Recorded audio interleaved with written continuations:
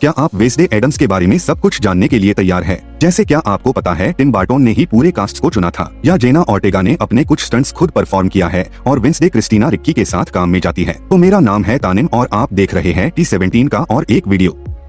आपने कितनी बार देखा है वेडनेसडे को ब्लिंक करते हुए? ये एक ऐसा डिटेल्स है जेना ऑर्टेगा के परफॉर्मेंस की वेडनेसडे में जो सिर्फ जिनकी आंखें बहुत ज्यादा तेज है उन्होंने ही इसे नोटिस किया होगा। It's funny, I think my posture has improved immensely since working on that job. उसका पोस्चर हर वक्त ही परफेक्ट था। वो उसकी हाथों को हमेशा शांत रखती थी। At some point during the first couple weeks of shooting, I did a take where I did not blink at all.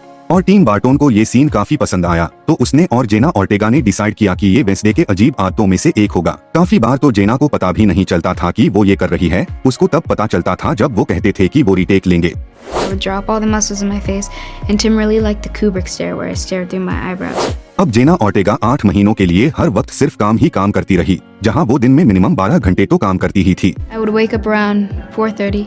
I would be picked up around 5:20-ish. और सुबह के 6 बजे वो कपड़े पहनती थी। सुबह के 6:30 बजे उसकी बालों को और मेकअप को तैयार किया जाता था और 8 बजे तक वो सेट में पहुंच जाती थी।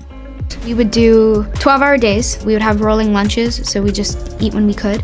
और फिर शाम को लगभग 6 बजे तक वो स्टंट रिहर्सल करती थी, क्योंकि इन सब के अलावा वो अपने कुछ स्टंट्स खुद परफॉर्म करती थी। And then I might have a cello lesson, and then I go home. That was my day. That was my life for 8 months. अब ये शूट्स बहुत लंबे किसी कारण से ही होते हैं, क्योंकि टिम बर्टन और जेना ऑर्टेगा जितने ज्यादा टेक्स पॉसिबल होता है उतना ज्यादा टेक्स लेते हैं, क्योंकि वो वेडनेसडे के कैरेक्टराइजेशन को परफेक्ट बनाना चाहते हैं, वो भी हर एक सीन में, और हर एक टेक्स कैमरा में मौजूद है। हम होप करते हैं कि हमें इन ब्लूपर्स देखने को मिलेगा। अब उसकी बाल कुछ इंपॉर्टेंट फैक्टर्स में आते हैं। सबको पता था कि वेडनेसडे एडम्स की कैरेक्टर एक सिग्नेचर लंबी काली बालों वाली लड़की है, लेकिन टिम बर्टन के ऊपर ये जिम्मेदारी थी कि वो कुछ डिफरेंट करे। उन्होंने विग्स और क्लिप्स से काफी एक्सपेरिमेंट किया था, लेकिन आखिर में जेना इस रोल के लिए इतना डेडिकेटेड थी कि उसने कुछ अनमोल चीज ऑफर किया। Hey, maybe just cut my actual hair.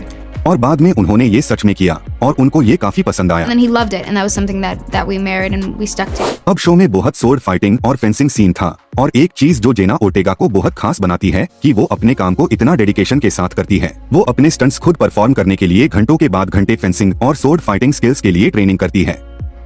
There's really important physical aspects like that, like the fencing, that I knew that I wanted to do myself and have ownership. अब audition देना मुश्किल था, क्योंकि Jenna Ortega New Zealand में x movie की shooting कर रही थी। उसे 24 घंटे हो गए थे, वो अभी तक सोई नहीं थी, लेकिन इसके बावजूद इतना टायर्ड होने के बाद भी उसने ऑडिशन दिया। उसे सिर्फ 20 मिनट लगे ऑडिशन देने में, और जल्दी ही वो 8 महीने की शूटिंग के लिए रोमानिया निकल चुकी थी। अगर आपको चुना जाए ऐसे कैरेक्टर के लिए और आपको ऐसा डायरेक्टर मिले और ऐसा स्टोरी मिले, तो ये बहुत कंपाइलिंग हो जाता है। आपको नहीं पता होता कि आपको ऐसा मौका दोबारा कभी मिलेगा या नहीं, और मुझे पता था कि मुझे ये करना ही था।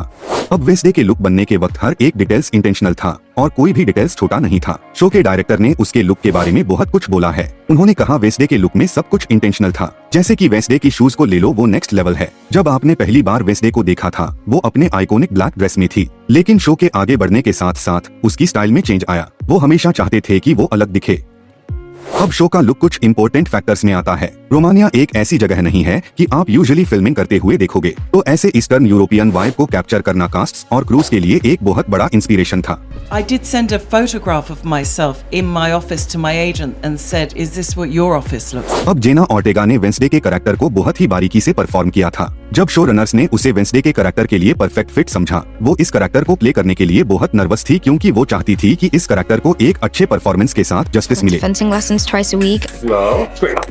I went to cello lessons twice a week. वो जहाँ भी जाती थी, वो वेडनेसडे की तरह चलती थी। वो सोचती थी कि लोग उसे पागल समझेंगे, क्योंकि वो इस कैरेक्टर के लिए इतना एफर्ट कर रही थी। I wanted her to be specific and certain and assertive. अब टिम बर्टन का नजरिया वेडनेसडे के लिए बहुत अलग था। जेना ने कहा था कि वो सबसे डिटेल्ड ओरिएंटेड डायरेक्टर है जिसके साथ भी वो काम करी है। The thing that makes Tim a great visual director is that he has an amazing sense of color and style. Tim को ये कहना पसंद था कि कैसे हर एक शॉट किस फ्रेम और किस टाइप के लेंस कैमरा में यूज किया जाए। Because he kind of liked when they were wide and a bit disoriented. वो हर एक कैरेक्टर को स्केच बनाकर खुद डिजाइन करता था। Goth comes to him very naturally, and Tim designed what the monster looks like in the show. अब ये show अधूरा था ओरिजिनल वेडनेसडे एडम्स के बिना। क्रिस्टीना रिकी ने नेवरमोर एकेडमी के टीचर मैरिलीन थॉर्नहिल बनकर कास्ट को ज्वाइन किया। आप सोच रहे होंगे क्या जेना और क्रिस्टीना के बीच कैरेक्टर पोर्ट्रेट को लेके झगड़ा हुआ था। The strange thing is we never talked about her being Wednesday once. लेकिन आखिर में शो के लास्ट डे शूटिंग में जेना ने क्रिस्टीना वाले वेडनेसडे का एक रेफरेंस दिया था। उन दोनों ने ये समझ लिया था और मान लिया था कि जेना का वेडनेसडे क्रिस्टीना के वेडनेसडे से डिफरेंट होने वाला है।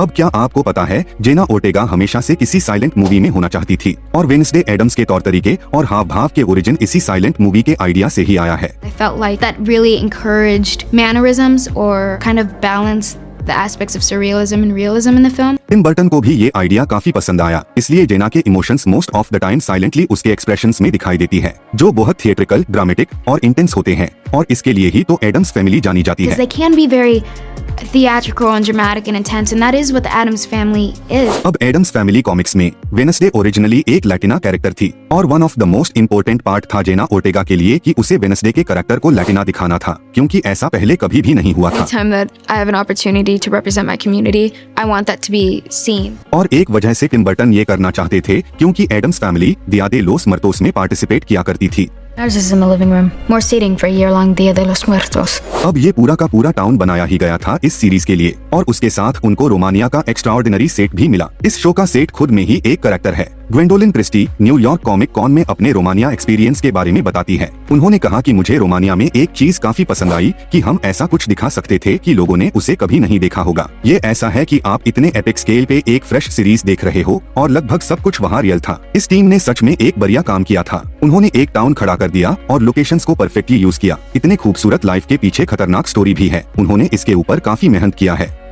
अब क्या आप सोच सकते हो, टिम बर्टन की तरफ से आपको एक ईमेल आता है। Jenna Ortega horror movie x के शूटिंग में बिजी थी जब नेटफ्लिक्स के साथ वेडनेसडे सीरीज को लेकर बातचीत चल रही थी। टिम बर्टन उसकी काम का फैन हो चुके थे और उन्होंने ही जेना को वेडनेसडे के रोल में इमेजिन किया था। उन्होंने उसे एक ईमेल किया ये कहते हुए, क्या हम मिल सकते हैं। And I felt like I was being pranked or something.